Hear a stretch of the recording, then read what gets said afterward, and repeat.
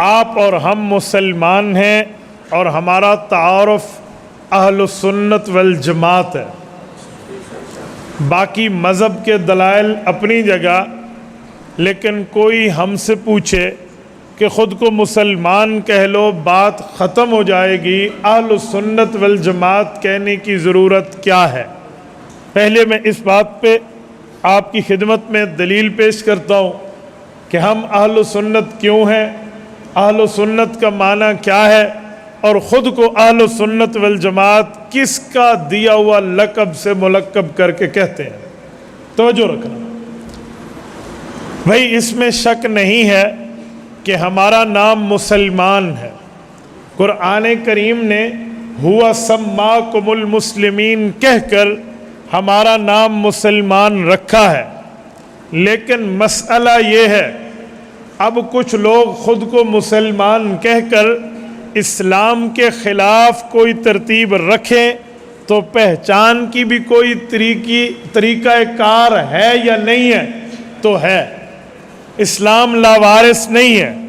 خود اللہ کے رسول صلی اللہ علیہ وسلم نے فرمایا، جب قرآن کریم سورت نمبر 3 سورت آل عمران آیت نمبر 106 نازل ہوئی تو ہمیں حضور پاک نے نام اہل سنت والجماعت دیا۔ وہ آیت کون سی ہے؟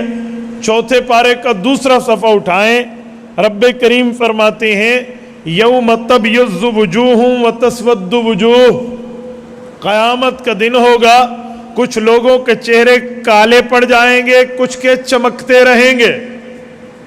صحابہ کرام میں 3 صحابی دل کی تختی پہ نوٹ کر لیں، حضرت عبداللہ ابن عباس، حضرت عبداللہ ابن عمر، حضرت ابو ہریرہ رضی اللہ عنہم، ایک روایت میں ابو سعید خدری رضی اللہ عنہ۔ انہوں نے اللہ کے رسول سے پوچھا، یا رسول اللہ، دنیا میں بھی کسی کا چہرہ کالا، کسی کا سفید، اللہ نے دنیا کی بات نہیں کی، قیامت کی بات کی ہے، آخرت کی بات کی ہے، یوم الحساب کی بات کی ہے۔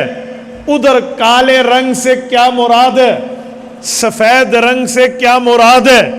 حضور پاک علیہ السلام نے فرمایا تبیض وجوہ اہل السنت والجماعہ وتسود وجوہ اہل البدع والضلالہ۔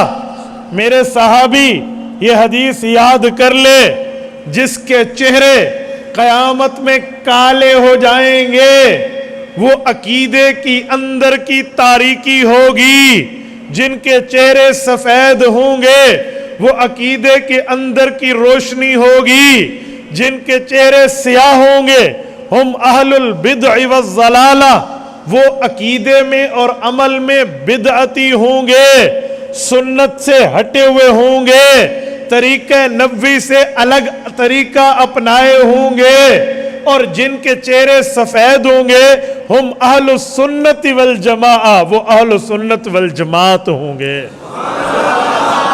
یہ قرآن کریم کی آیت کی تشریح محبوب کریم نے فرمائی ہے۔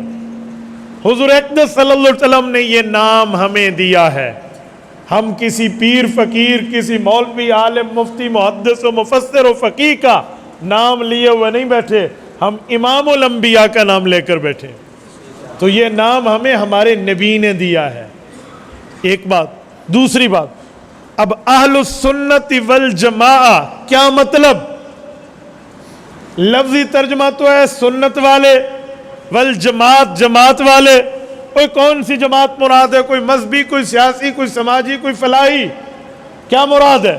سنیں، اہل السنہ نبی والے، والجماعت صحابہ والے۔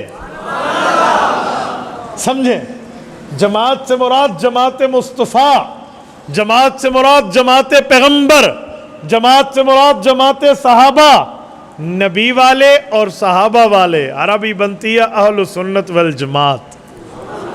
سوال اٹھتا ہے کہ نبی والے میں تو بات ختم ہو گئی تھی، پھر صحابہ والے کہنے کی ضرورت کیا ہے؟ تو نبی والے تو صحابہ بھی تھے، نبی والے ہم بھی ہیں، تو اہل سنت بات ختم۔ والجماعت کے لفظ کی ضرورت کیا ہے؟ سنیں، سیالکوٹ کے غیوروں، نبی پاک کی حدیث ہمیں پیغمبر کے صحابہ سمجھاتے ہیں، ہم اپنی عقل استعمال کر کے صحابہ کو کراس کر کے سمجھے تو گمراہی پھیلے گی۔ ہم اپنی عقل چلائیں، پیٹ سے مسئلہ نکالیں، 2 نمبری دین میں ڈنڈی مارنے کا کام بنے گا۔ اس لیے اہل و سنت دین نبی سے لیں گے، والجماعت تشریح نبی کے صحابہ سے لیں گے۔ اہل و سنت والجماعت دین نبی سے لو، تشریح نبی کے صحابہ سے لو۔ اور ہمارا چیلنج ہے، اس دھرتی پر 7 بر اعظم ہیں، انٹارکٹیکا 7ویں کو چھوڑ کے 6 بر اعظم میں مخلوقات بستی ہے۔ دنیا میں اس وقت 8 ارب سے زائد انسان ماں کی پیٹ سے باہر اس وقت دنیا میں موجود ہیں۔ اس دھرتی پر رسالت مآب کی زبان اقدس سے کوئی اپنا نام دکھا دے کہ ہمیں حضور نے یہ نام دیا ہے، یہ کسی کا کمال نہیں ہے سوائے اہل سنت والجماعت کے۔ باقی دنیا میں جتنے اہل گھومتے ہیں، اہل فلاں آل فلاں آل فلاں، سفید سے لے کر کالے، کالے سے لے کر پیلے، پیلے سے لے کر نیلے، سب کو لے لیں، کوئی ایک بندہ اپنے نبی کی زبان سے اپنا نام نہیں دکھا پائے گا۔ یہ صرف صداقت ہے اہل سنت والجماعت کی کہ ان کو ان کا نام ہمارے پاک پیغمبر نے دیا۔